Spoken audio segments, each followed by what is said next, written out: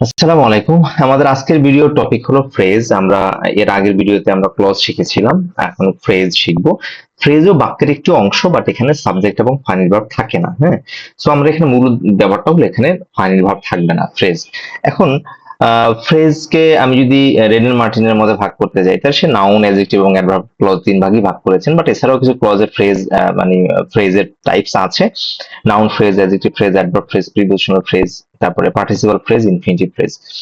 So infinitive to plus V one হয়, এটা infinitive phrase বলে। পার্টিসিপাল ফ্রেজ প্রেজেন্ট পার্টিসিপাল হতে পারে, তারপরে পারফেক্ট পার্টিসিপাল হতে পারে।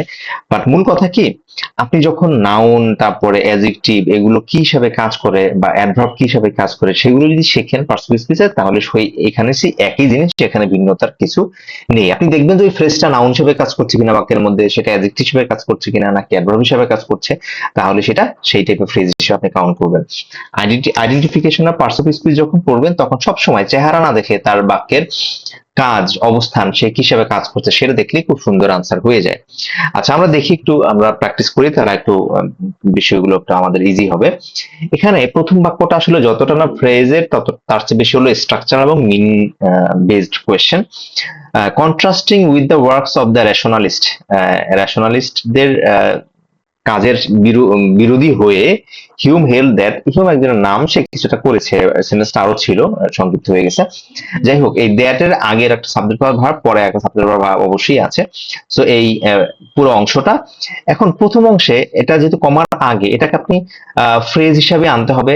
এখানে কোনো সাবজেক্ট ভার্ব নাই, সো আপনাকে ফ্রেজ যদি আনেন, সেক্ষেত্রে আপনি খুব যত সিম্পল ওয়েতে আনতে পারেন। হ্যাঁ, আপনি দেখবেন যখন কোনো বাক্য শুরু হয়, হয় সাবজেক্ট প্লাস ভার্ব দ্বারা শুরু হয়, অথবা রিডিউস ক্লজ অথবা ফ্রেজ দ্বারা শুরু হতে পারে। সেখানে রিডিউস করা হয়েছে। এখানে সহজ করে বললে, আমি যদি contrasting with the works of rationalist, এত লম্বা করার দরকার নাই। বেস্ট অপশন কিন্তু আনলাইক, মানে কন্ট্রাস্টিং বিপরীতমুখী বুঝায়, আনলাইক ও বিপরীতমুখী বুঝায়। তাহলে আমি যদি এত লম্বা লাইন না লিখে আনলাইক দ্য রেশনালিস্ট, রেশনালিস্টের মতো না হয়ে হিউম হেল্ড দ্যাট, হিউম এই এই কাজ করেছে। সো এটা মূলত বাক্যের অর্থ এবং স্ট্রাকচার, বাক্যের সৌন্দর্যের জন্য। সেই ক্ষেত্রে আপনার যতটা সহজ এবং সিম্পল সেন্টেন্স করবেন, ততটাই বেস্ট আনসার হয়। আবার আরেকটা বিষয় হলো contrasting with the works of rationalist, এটা আপনি যদি ড্যাংলিং মডিফায়ার ধরেন, প্রেজেন্ট পার্টিসিপল ধরেন, তাহলে এরপরে সাবজেক্ট ভার্ব, এখানে আবার ক্লজ মার্কার আসার সুযোগ ছিল না, কারণ অলরেডি এটাই একটা ক্লজ, রিডিউস ক্লজ হিসেবে কাজ করবে। তো এটা সেক্ষেত্রে সেটা হয়নি, এটা মূলত একটা ফ্রেজ হিসেবে কাজ করছে এই অংশটা। সো আমরা একদম সিম্পল ফ্রেজ হিসেবে আনলাম, এবং বেস্ট আনসার এটাই হয়। আর তার পরবর্তী অংশ সাবজেক্ট ভার্ব, ক্লজ মার্কার, আবার সাবজেক্ট ভার্ব, পুরো বাক্য শেষ হয়ে গেল। সেটা মূলত স্ট্রাকচার এবং মিনিং বেসড কোয়েশ্চেন। আচ্ছা, আমরা নাউন ফ্রেজ দেখি, কিছু এক্সাম্পল দেখি। The small boy is too much energetic. Okay, এখন দেখেন, ইজ হলো ভার্ব, এর আগের অংশটা ক্লজ হতে পারে, ফ্রেজও হতে পারে। এখন এটা কেন ফ্রেজ? দ্য স্মল বয়, এখানে কিন্তু আর কোনো কি নেই, ভার্ব নেই। সো এটা একটা ফ্রেজ, এবং এটা বাক্যের সাবজেক্ট হিসেবে কাজ করছে। সো এটাকে আমরা অবশ্যই নাউন ফ্রেজ বলবো। মানে আমরা দেখবো বাক্যের নাউন হিসেবে কাজ করছে কিনা, এবং সেখানে ফাইনাল ভার্ব আছে নাকি নাই, থাকলে ক্লজ, না থাকলে phrase. Swimming in the river, এখানে সুইমিং ইন দ্য রিভার, এই পুরো অংশটা আপনার এই ইজ ভার্বের সাবজেক্ট। সো এটা জিরান ফ্রেজ। তারপরে to help the poor is Nobel, Nobel মানে মহৎ কাজ, কোন কাজটা মহৎ, এই পুরো অংশটা। সো এটাও নাউন হিসেবে কাজ করছে এবং ইনফিনিটিভ ফ্রেজ হিসেবে কাজ করছে। সো আমরা নাউন ফ্রেজ হিসেবে ধরবো আর কি, কারণ বাক্যে নাউন হিসেবে কাজ করছে তাই। কি দ্বারা প্রশ্ন করলে উত্তর পাওয়া যায়, সো আমরা এগুলো পার্টস যখন পড়েছি বা পড়বো, তখন এগুলো ইজিলি আমরা পারবো। Early to bed is a good habit, তাহলে ইজ এই পুরো অংশটা ভালো, গুড হ্যাবিট কি, এই আর্লি টু বেড, সকাল সকাল ইয়াতে যাওয়া, বেডে যাওয়া। সো এটা নাউন ফ্রেজ। সো আমরা দেখবো বাক্যে সে নাউন হিসেবে কাজ করছে কিনা, এবং সেখানে যদি প্রিন্সিপাল ভার্ব থাকে বা ফাইনাল ভার্ব থাকে, তখন সেটাকে আমরা ক্লজ বলবো, আর না থাকে সেটা আমরা ফ্রেজ বলবো। এখন আমরা একটু দেখি যে এই ধরনের বাক্য পরীক্ষা কেমন আসে। আর এখানে একটা জিনিস উল্লেখ আছে যে নাউন ফ্রেজ বা ক্লজ শনাক্তকরণ, পুরো আন্ডারলাইন করা অংশটুকু সরিয়ে সেখানে ইট বসান যদি বাক্যটি অর্থপূর্ণ হয়, তবে সেটি নাউন ফ্রেজ বা ক্লজ। তা আমি আসলে এসব জটিলতা যেতেই চাচ্ছি না, আমি ছোটবেলার পড়াশোনায় যেতে চাচ্ছি, যেখানে আপনি জানেন নাউন কোনটা নাউন হিসেবে কাজ করে, কোনটা প্রোনাউন হিসেবে কাজ করে, কোনটা অ্যাডজেক্টিভ। সো ওইটার উপর বেস করে আপনি আনসার করতে পারবেন। নতুন নতুন খুব অনেক কিছু জানার দরকার নাই। এখন দেখেন, পয়জন গ্যাস বিকজ ইটস, আচ্ছা এটা আপনি যদিও ক্লজ এবং ফ্রেজের মধ্যে, বাট আপনি বিকজ এবং বিকজ অফ যখন পড়তে যাবেন, এটা আলাদা নিয়ম আছে। বিকজ ক্লজ মার্কার, এরপরে সাবজেক্ট প্লাস ভার্ব লাগে। আর বিকজ অফ এরপরে নাউন লাগে। সো আপনি এই বিকজ যদি বলেন তাহলে ইট ইজ হওয়ার উচিত ছিল, এটা কমা অ্যাপোস্ট্রোফি দরকার ছিল। ইটস এটা হলো পসেসিভ অ্যাডজেক্টিভ, আর ইট ইজ সেটা হলো সাবজেক্ট প্লাস ভার্ব বা ইট হ্যাজ যদি থাকতো, ঠিক আছে। তার মানে এটা যেহেতু আপনার possessive adjective, its stealth and murderous fumes, so এই অংশটা নাউন, এটা অ্যাডজেক্টিভ, সো এখানে আমার বিকজ অফ লাগবে। অফ বিকজ অফ প্লাস কি হয়, বিকজ অফ প্লাস নাউন বা নাউন ফ্রেজ হয়। সো এটা সেই জন্য এখানে বিকজ না হয় বিকজ অফ হবে। এই অংশটা ভুল আছে, 3.0 হিসেবে এই প্রশ্নটা ছিল।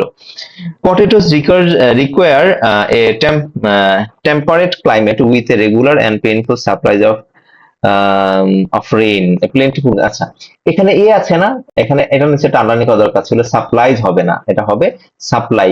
এ রেগুলার এন্ড প্লেন্টিফুল সাপ্লাই, এই আর্টিকেলের পরে আপনার অ্যাডজেক্টিভ তারপর নাউন, এবং যেহেতু এটা আর্টিকেল সিঙ্গুলার তাহলে অবশ্যই সাপ্লাইজ না হয়ে সাপ্লাই হবে অফ রেইন।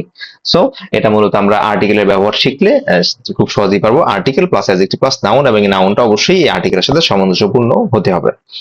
এবার দেখেন অ্যাডজেক্টিভ ফ্রেজ, এখানে অনেক কথা, আমি কথা আলোচনায় যাব না, আমি আপনার সেই ছোটবেলার পড়াশোনায় যাচ্ছি। দেখেন, the boy in the class, এমন বয়, সে কে তার সম্বন্ধে কিছু বলছে, ইন দ্য ক্লাস যে ক্লাসে আছে, ইজ মাই ফ্রেন্ড সে আমার বন্ধু, তার মানে ইন দ্য ক্লাস কে এই বয়টাকে ইঙ্গিত করছে, এই অংশটা এই বয়কে মডিফাই করছে, তার মানে এটা অ্যাডজেক্টিভ।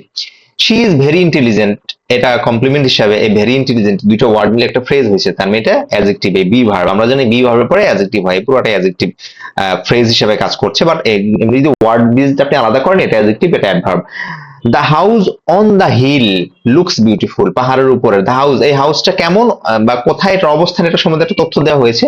অন দ্য হিল পাহাড়ে, সো এই এই অংশটা অন দ্য হিল, এই অংশটা এই হাউসকে মডিফাই করছে। সো আমরা দেখবো আসলে ওই ফ্রেজটা নাউনকে মডিফাই করছে কিনা। এবার আমি একটু দেখি কিছু practice. He is a man to depend on, আচ্ছা এই টু ডিপেন্ড অন এই অংশটা নিচে আন্ডারলাইন হবে। হি ইজ এ ম্যান, সে মানুষ, কেমন মানুষ, টু ডিপেন্ড অন যার উপর নির্ভর করা যায়। এখন দেখেন এখানে টু ডিপেন্ড অন, টু দেখে আপনি এবার প্রিপোজিশনাল ফ্রেজ দিয়ে দিয়েন না, কারণ টু ডিপেন্ড অন হলেও এখানে এই অংশটা, এই পুরো অংশটা এই ম্যানকে মডিফাই করছে, সে এমন একজন মানুষ, কেমন মানুষ যার উপর ডিপেন্ড করা যায়, অ্যাডজেক্টিভ ফ্রেজ, ঠিক আছে। সেই জন্য অপশনে অ্যাডজেক্টিভ ফ্রেজ অবশ্যই আছে, এই জন্য অ্যাডজেক্টিভ ফ্রেজ আমরা ব্যবহার করেছি, তাই আনসার করেছি। এবার দেখেন অ্যাডভার্ব, সে আপনি যদি ক্লজের ভিডিওটা দেখেন, সে অ্যাডভার্ব ফ্রেজটা আপনার বুঝতে সুবিধা হবে। আপনি adverb of manner, place, time, হ্যাঁ রিজন, এগুলো যদি বুঝায় বাক্যের মধ্যে, তাহলে আপনি খুব সহজে এটা অ্যাডভার্ব ফ্রেজ দিবেন এবং দেখবেন সেটার মধ্যে ভার্ব আছে কি নাই। হি স্পোক, সে কথা বলেছে, in a loud voice, in a loud voice 4টা 5টা ওয়ার্ড মিলে ফ্রেজ হয়েছে, এর মধ্যে কোনো ফাইনাইট ভার্ব নাই, এই জন্য এটা ফ্রেজ এবং এটা অ্যাডভার্ব এর জন্য, কারণ স্পোক ভার্বকে মডিফাই করছে। হি র্যান ভেরি ফাস্ট, সে খুব দ্রুত দৌড়ায়। কিভাবে দৌড়ায়, এই যে র্যানের 2টা ওয়ার্ড মিলে ফ্রেজ হলো, যদি শুধু একটা ওয়ার্ড থাকতো এটাও অ্যাডভার্ব এটাও অ্যাডভার্ব, অ্যাডভার্বকে মডিফাই করলে সে আবার কি হয়, অ্যাডভার্ব হয়।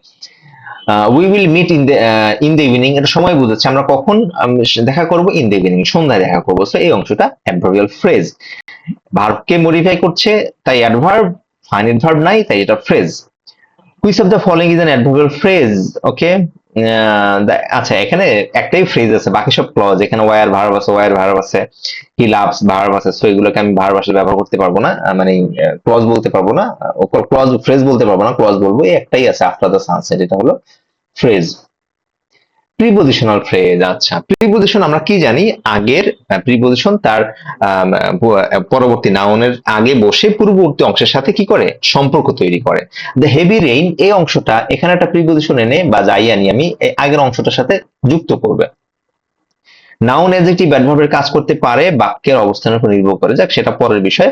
যে ফ্রেজ একটি প্রিপোজিশন শুরু হয় এবং একটি নাউন বা প্রোনাউন দিয়ে শেষ হয়, আসলে এটা ছোট্ট একটা কথা, বাট এটা না বলে আপনি যদি খুব সহজে সেই মেট্রিকটা আপনি 8 9 10 এর পড়াশোনায় চলে যান, তাহলে আপনি খুব সহজে আনসার করতে পারবেন। আমরা জানি নাউনের পূর্বে বসে বাকি পূর্ববর্তী অংশের সাথে সম্পর্ক তৈরি করে। ওকে, আমি বলেছিলাম একটু আগেই যে আপনার বিকজ অফ এরপরে নাউন হয় আর বিকজ এর পরে সাবজেক্ট প্লাস ভার্ব হয়। ওয়েন এটা অর্থভাবে হয় না, দ্য কনসার্ট ওয়াজ ক্যান্সেল, কেন, বিকজ অথবা ডিউ টু, যে কোনো একটা হবে। এখন বিকজ কেন ব্যবহার করতে পারতেছি না, এরপরে ভার্ব নাই, সো হেভি রেইন এটা ফ্রেজ, সো বিকজ অফ হতে পারে অথবা ডিউ টু হতে পারে, but due to best answer, আমরা ডিউ টু আনসার করবো, ডিউ টু মানে জন্য বা কারণে। আর যদি এটা অপশন না থাকতো আমরা বিকজ অফ ব্যবহার করতে পারতাম, এটাও সঠিক। Verb phrase, okay, has been, singing, এগুলো এটা জীবনেও কোনো পরীক্ষা আসবে না। এই তিনটা ওয়ার্ড মিলে এটা হলো present perfect continuous tense, but এই তিনটা ওয়ার্ড যদি আন্ডারলাইন করা থাকে এটাকে আমরা ভার্ব ফ্রেজ বলবো, ঠিক আছে। তারপরে হলো পার্টিসিপল ফ্রেজ, এটা আমরা এই প্র্যাকটিসটা আমরা ক্লজের টপিকে করে ফেলেছি। এটা মূলত আমরা যখন ড্যাংলিং মডিফায়ার করব বা তখন এটা আমাদের খুব কাজে দিবে। প্রেজেন্ট পার্টিসিপল এবং পারফেক্ট পার্টিসিপল কখন হয়, আপনি একটু সহজ করে বলি। এই যখন এমন কোনো বাক্য থাকবে যে কমা নাই এবং এখানে যা আছে যে একটা সাবজেক্ট প্লাস ভার্ব দ্বারা শুরু হয়েছে, তখন আগের অংশ ভেবে নিবেন যে আগের অংশটা রিডিউসড ক্লজ, এবং এই অংশ একই বাক্য। আমি এটা আপনি ক্লজের ইয়াতে ভিডিওটা দেখলে আপনারা বুঝতে পারবেন। হ্যাভিং কমপ্লিটেড হিজ ওয়ার্ক, সে তার কাজটা শেষ করে, Rahim went to collect his payment, সে তার পেমেন্ট সংগ্রহ করতে গিয়েছে। তার মানে দেখেন প্রথম অংশের সাবজেক্ট যাকে ইঙ্গিত করা হচ্ছে, সেকেন্ড অংশ ঠিক তাকে দ্বারাই শুরু হয়েছে। এটা যেটা জিনিস, প্রথম অংশ যাকে ইঙ্গিত করে, পরের অংশ ঠিক তাকে দ্বারাই শুরু হয়, বাট প্রথম অংশে সাবজেক্ট উজ্জ্ব থাকে, রিডিউস থাকে। আর সেকেন্ড বিষয় হলো এখানে প্রেজেন্ট পার্টিসিপল হবে না পারফেক্ট পার্টিসিপল হবে। যদি এই কাজটা এই ব্যক্তির দ্বারা সম্ভব হয় তাহলে সেটা প্রেজেন্ট পার্টিসিপল, আর যদি না হয় তাহলে এটা পারফেক্ট পার্টিসিপল হবে। তো এই হলো মোটামুটি এই আপনার পার্টিসিপল ফ্রেজের কথা।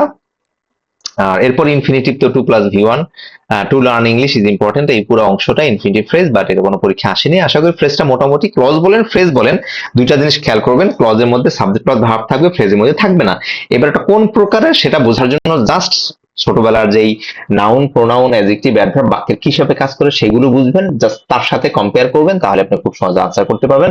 আশা করি ক্লজ ফ্রেজ থেকে প্রশ্ন আসলে আপনি আনসার করতে পারবেন। আর এখানে যদিও আমি কিছুটা ড্যাংলিং মডিফাই নিয়ে আলোচনা করেছি, আশা করি পারবেন। ভালো থাকবেন, আল্লাহ হাফিজ।